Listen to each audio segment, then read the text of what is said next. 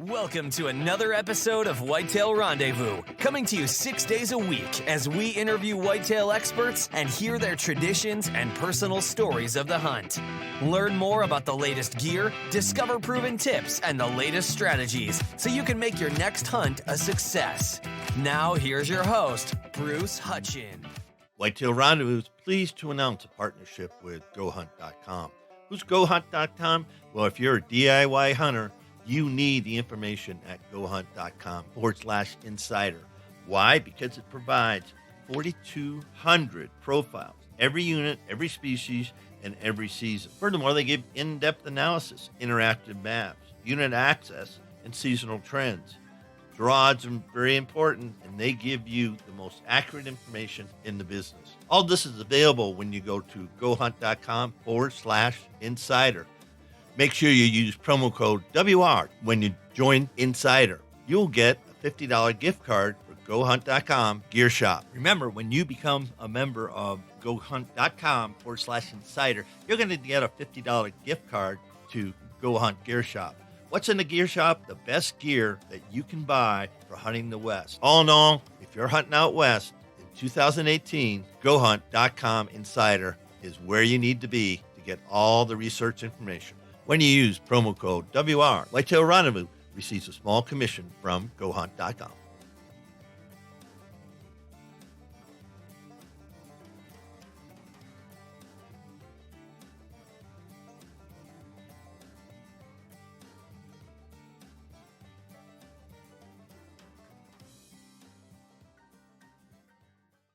Hey, folks, we're in for a treat today. Why? Because most people in the world start the day off with coffee. And so I'm with Mike Swartzentruber, and he and his buddies own Hunter's Blend Coffee. Mike hails from Ohio, and I'm just really happy to have him on the show today. So, Mike, welcome to Whitetail Rendezvous. Thank you, Bruce. So let's talk about the coffee company, how it started, and why you ended up at ATA a couple of years ago, introducing it to the outdoor industry. Yeah.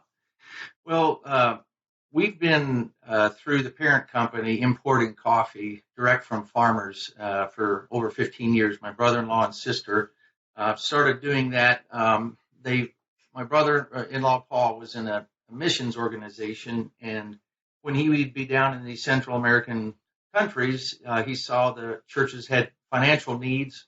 And, he said, you know what, I just paid $14 for a bag of specialty coffee, and here you are knee deep in coffee.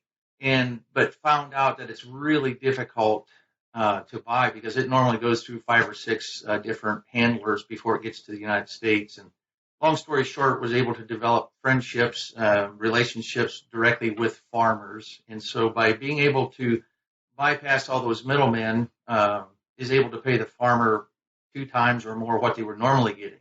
When the commodity prices are down, these farmers are selling their coffee for less than their cost to produce it.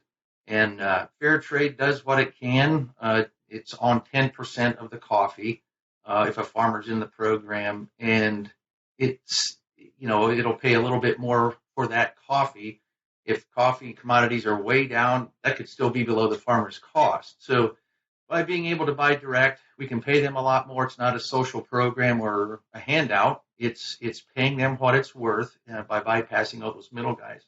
The other thing that's unique, too, is a lot of green coffee importers. In fact, probably most of them, the big green coffee importers, would tend to have a pretty different worldview than those of us in the hunting and outdoor sports would view, and would be more inclined to probably give to lobbyists and causes that would maybe work against what we do in the outdoors. And so it's kind of a two-pronged vision, I guess, that we have. The one is we're able to do good with these local farmers, and we're able to do good for the hunting community. We're hunter friendly. We donate to hunting causes. We're hunters ourselves. But what I've been astounded and I guess really humbled by is what these local people do with their increased in income.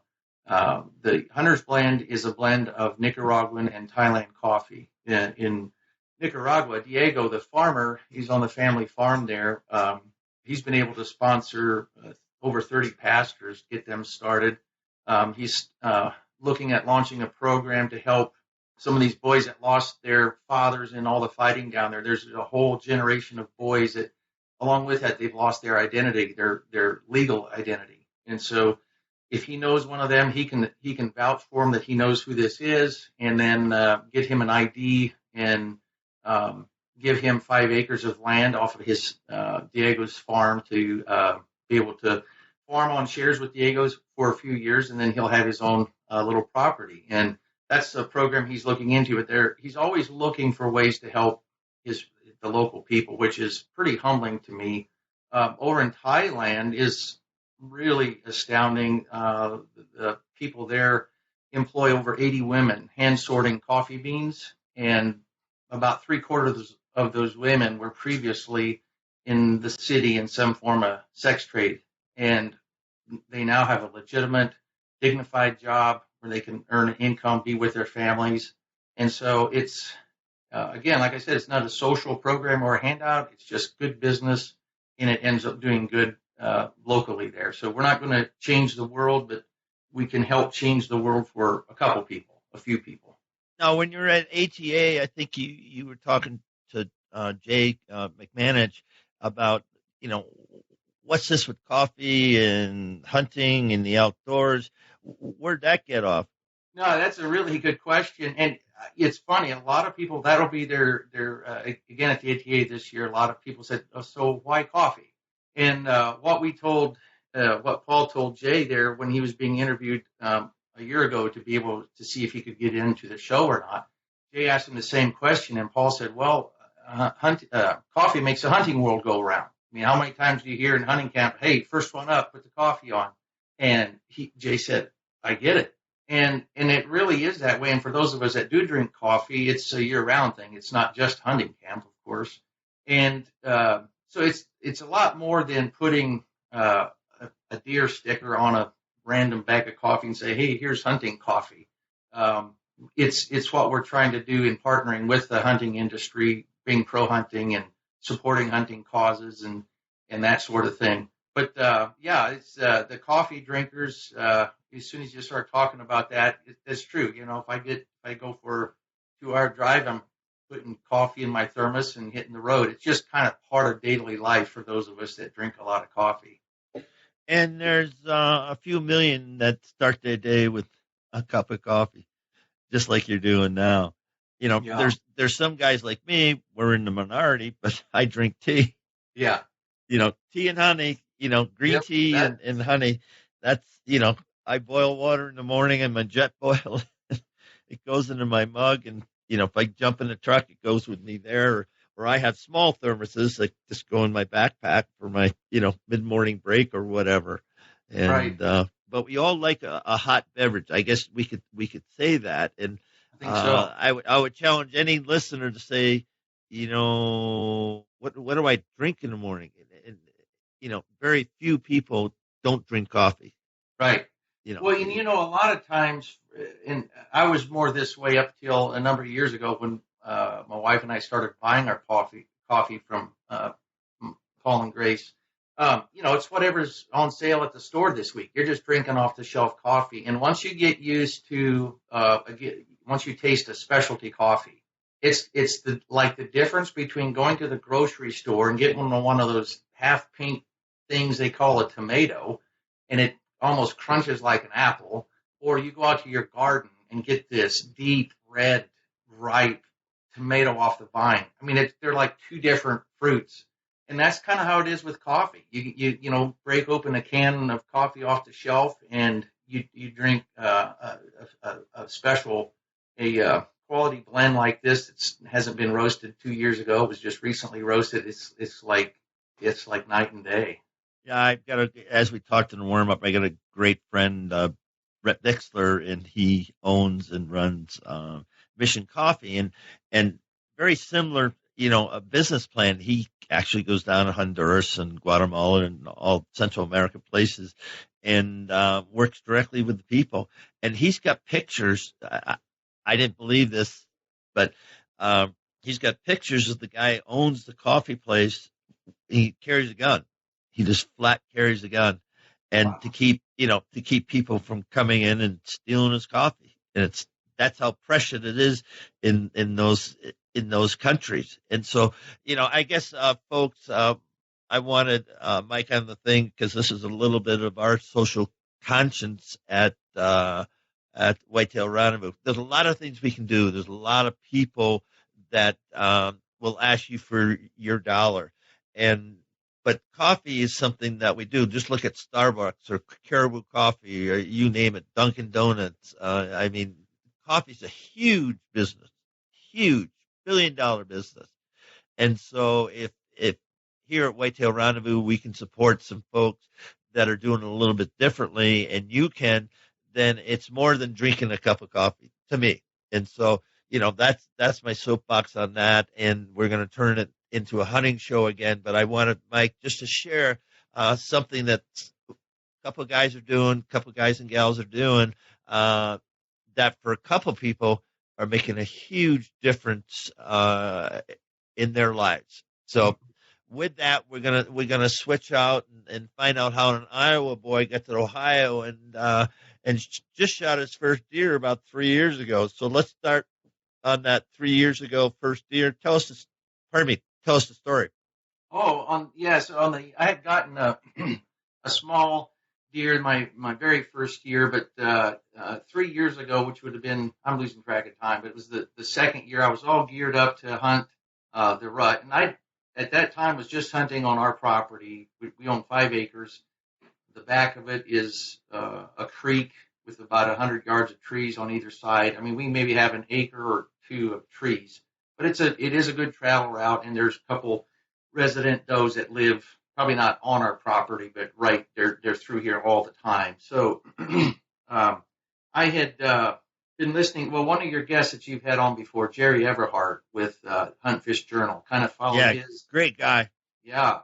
So I mean, I figure I'm learning from somebody who's in his 70s, who's been hunting for, I don't know, 30, 40 years, making copious field notes every time he goes to the field.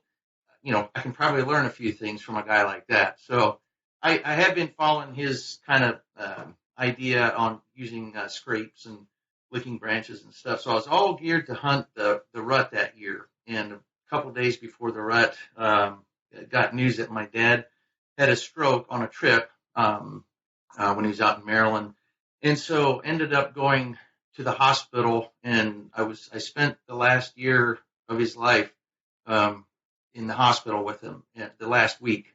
And I'll never regret that. I'm just thankful that I got to be there, and we could never talk, but it was really a precious time. Some of my family was able to be there, but so then I obviously missed the week of the rut I was planning to hunt. But a few weeks later, my daughter looked out her back window and said, well, there's a deer standing out there. It was down across the creek, and I got the binoculars, and I noticed it was a buck, and he was injured. He wasn't moving around a lot. And I figured, well, he probably found a safe place. He thought he could just stand there in broad daylight and eat. So I had my son, I went, showered up and all, and had my son take me out on the 4-wheeler so I wouldn't disturb the deer so much. And he took me around back behind the deer. And of course, he had just laid down. There wasn't a human walking around. It was just a machine. And so my son came back up to the house. And if you'd almost look at this setup, just think, if you imagine a baseball diamond, if our home was home base, the buck was standing across the creek, like between, second base and the outfield somewhere, let's say. And my tree stand was over in left field in this map that we're trying to draw in the mind. So I got up in my tree stand, and I spent some time looking. I didn't see a thing. And my son was over on, let's call it the right field, outfield area, just puttering around on the 4-wheeler. Well, once he went back inside, I was about felt like giving up. I wasn't seeing a thing, and all of a sudden I saw a flash of white, and the buck was laying broad side of me, licking his wound. And I learned there how easy it is to overlook a deer if they could be standing right in front of you, and if you're not paying attention. He was 20 yards off, 30 yards. So he stood up and started feeding again, and I was able to get down into the creek and use that kind of for my cover, and stalked up really close to the deer. And he probably fed within 10 yards, and I was able to just peek across the top of the creek bed and shoot him. When I learned another lesson, I was shaking so bad, he took off like he wasn't injured or nothing. And I was like, oh, I missed that guy. So lesson number 2 that day, I got up out of the creek because went over to look for the arrow, and all of a sudden I see him take off. He just had gone 10 yards and was just standing there. Again, learning the lesson of you don't go, you clear the area for half an hour. Don't go looking for your deer right away. So I went back to the house, and then after I came out to look for him, there was hardly any blood, but, I was down in a creek, so it was not an angling down shot. So there was no blood really squirting out. And finally, I just went to where I saw him last, and that's actually where he piled up. He went another 20 yards. So when I got back to the house, though, the cool thing was my wife and my son had watched the whole thing from the back window of the house. So it was kind of a really unique, just the whole thing put together. Spending a week with my dad in the hospital, my daughter seeing the buck, my wife and my son, taking me out there, my wife and my son watching. I don't know, it was just the whole thing. It was a really unique experience. But so I made a Euro mount out of him, and that was just I don't have a lot of hunts under my belt, but that was definitely the most meaningful and the neatest one that I've had.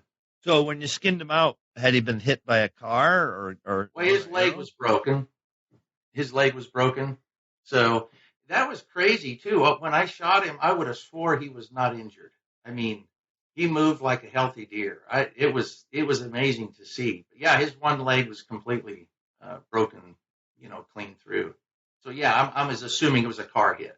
Yeah, car or truck. Because I was thinking, a lot of deer do get up and run away after we shoot them, with our bow. For that matter, with our rifle. I mean, right. If it isn't in the right place, right. They can go for a long time. I hunt elk, and I've seen elk just go forever. I mean, really far. Yeah. And because it was a bad shot. Yeah. And I can remember I took a guy out to cow elk hunt, and he had a 7mm mag, and the cow was 75 yards away. He goes boom, and the elk just runs away. He was just flabbergasted.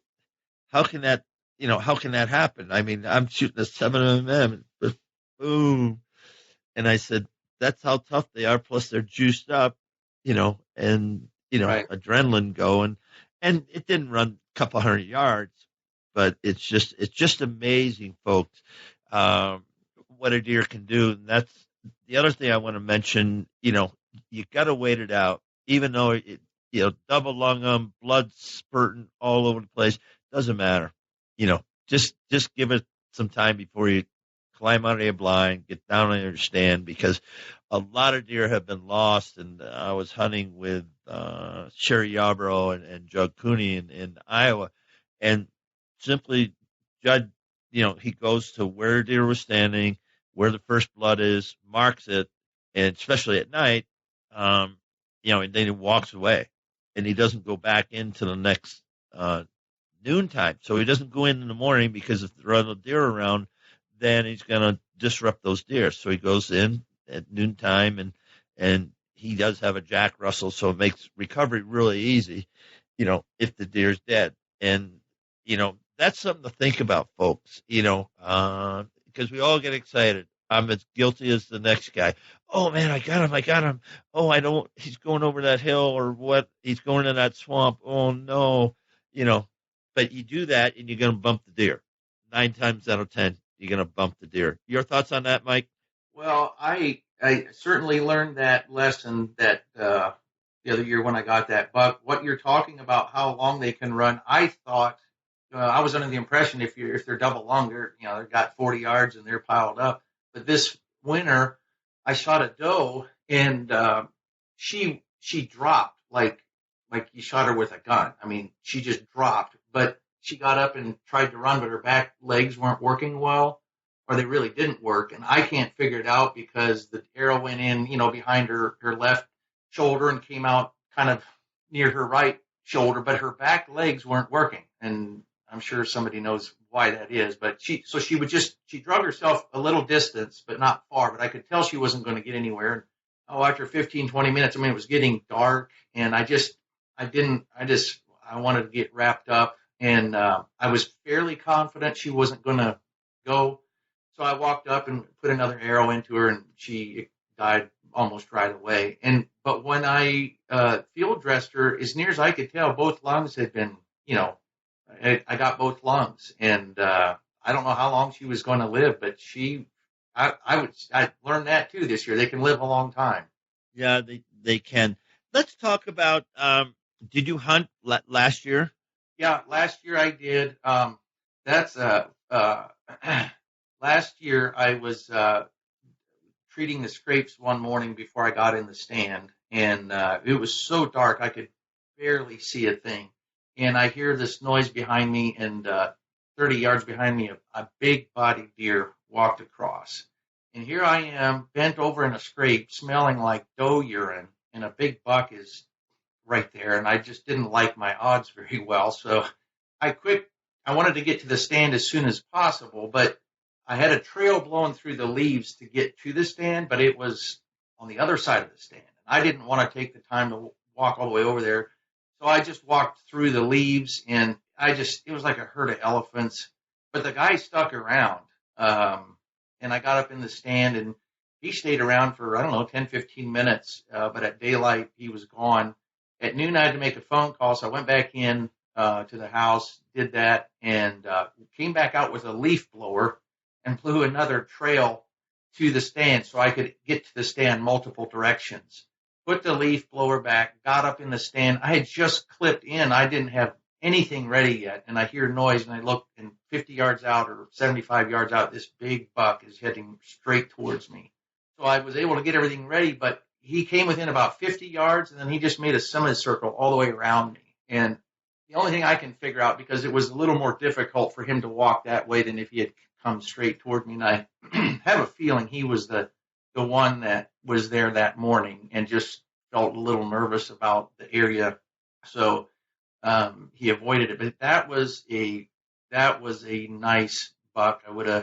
I hunt such a limited area. I have limited opportunities, but I've seen some that was 50 yards, but there was a bunch of brush in between. So I wasn't able to even put a shot on. But out of the last 3 years, the first morning of being in the stand, in the first 2-3 hours, I've had a nice buck come through. This year it was indecision on my part that I didn't punch the trigger, but and I got to say that's a lot to do with following that Jerry's kind of scrape method and timing and all that. But so yeah, this year my lesson was make up your mind ahead of time to pull the trigger. When that buck came through the first morning this year, he wasn't as old. He's probably only 2, but he had a really nice rack for a 2-year-old. It would have been a lot bigger than the one I shot before. He walked into the area, and I said to this thought, like a voice went through my head, this is the kind of deer that if you let him walk, you wish you would have shot. So I came to full draw. He was at 15 yards. I didn't feel comfortable with the angles he was giving me. I was afraid to bleed at him. I've not done that before. And he walked in front of me. I had to let down because there's a tree there. He came over to my right, again, 15, 20 yards, came to full draw. And again, almost the same voice going through my head. If you don't shoot, he's going to walk right out of here. And that's exactly what happened. So, yeah, that was another lesson this year, is make up your mind ahead of time what you're willing to shoot and then shoot. It was my inexperience in indecision, but it was a great experience, and I learned something new again. Now let's talk about your creek bottom and your 100 yards of wood lot with houses on one side, and I'm assuming ag land on the other. Is that pretty much true? Yeah, actually, our house is the only house right close here on our side of the road. So our house is surrounded on all three, front, back, and sides by ag fields. So this little strip of woods on the back end of our property, right when you get to the back end of our property, it opens up into 40 acres of woods probably. And behind us. Then off to the side, it joins a small patch of woods that follows the creek. And so I have a salt lick back here, and there's some pretty nice bucks on there. This summer I had one really nice buck. So I don't know where his home area is during the breeding season, but it's not here. I mean, he moved off sometime in October, I think it was. But I'm working at trying to make the place more attractive. I have some food plots here, even though we're surrounded by ag. I put forage soybeans out, and that'll keep them. They'll like them even in the middle of the winter. They come out and eat the pods. And this year I started putting turnips and a winter mix. That out in the fall, so there's some nutrition during the winter too. So it's a tiny area, but to me, half the fun is to see what can I do here to get deer onto our property. So I've planted some switchgrass on the perimeter of these couple small areas that I have as food plots, just to try to give them a protected area. So it's not the place you're going to go to get a Boone and Crockett necessarily, but it's just fun to see that you can affect their movements and their patterns by what you plant, or making some trails, or making it a safe place and stuff. Our dog died this summer, and I noticed this fall we had a lot more deer in daylight than what we used to have. So I think she probably used to run the deer quite a bit too. But anyway, so yeah, it's just a small area, but it's adjoined all the way around by fields. And so it's like I'm part of a large area. So you got 40 acres, then you got a creek. So are we talking a pinch point? Are we talking a funnel where they come out of the 40 and drop down in the creek? And the other part of that, how far can you hunt east to west? How far can you hunt down the creek or up the creek? Well,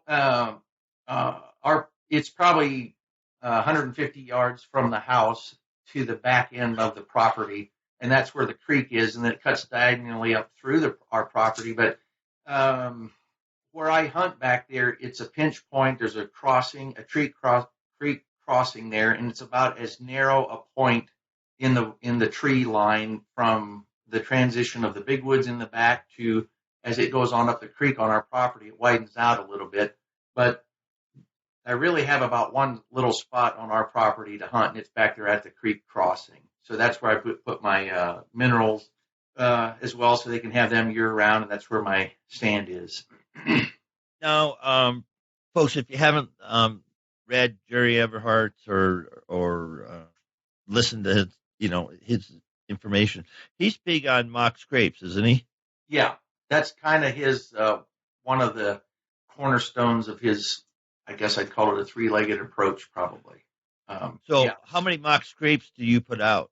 Again, taking his advice, he said in his experiments in the past years ago, he put a scrape out and didn't really see anything, put another one. And, that's what I understand that a lot of people will try is they'll put a scrape out or two and nothing happens.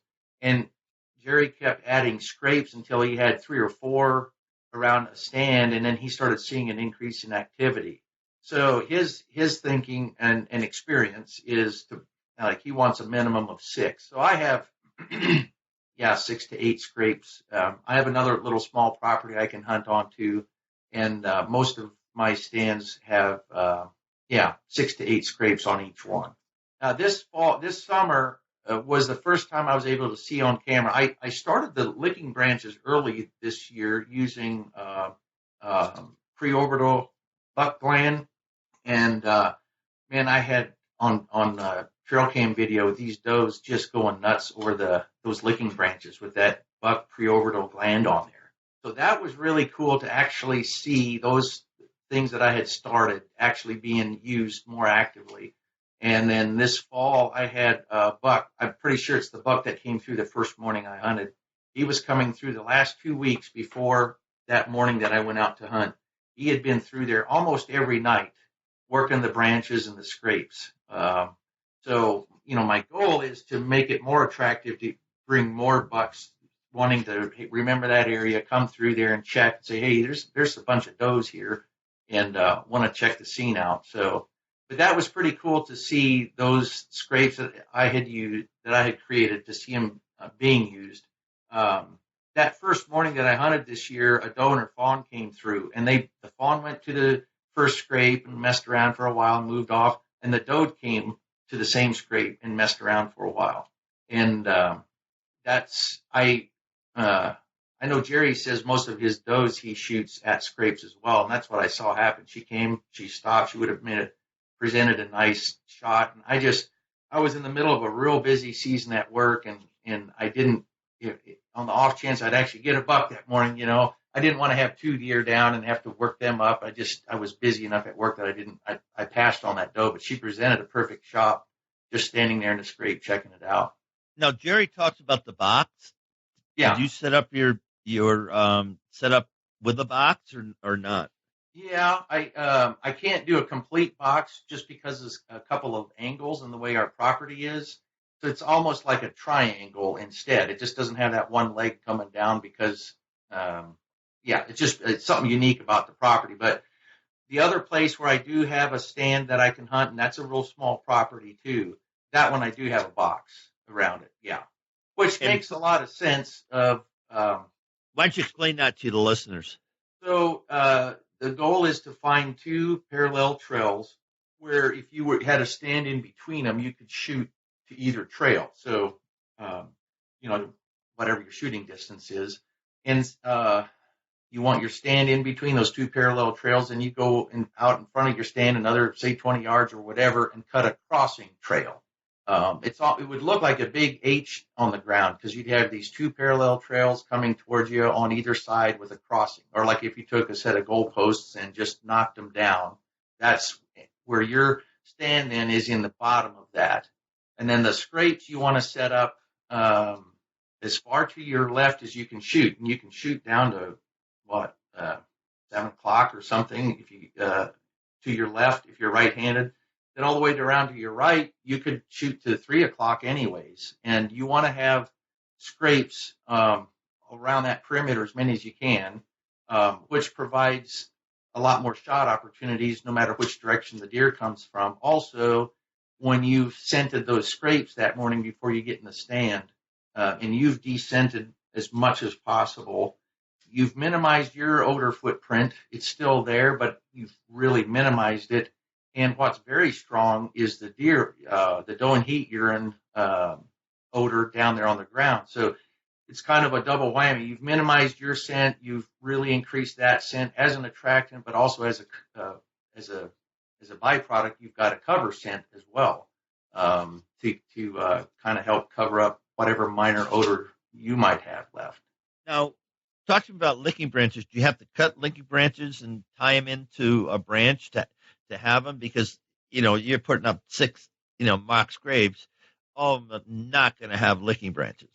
Well, right. So you have to, and so the scrape actually becomes secondary to the licking branch. So the location of the scrape is dependent on being able to get a licking branch.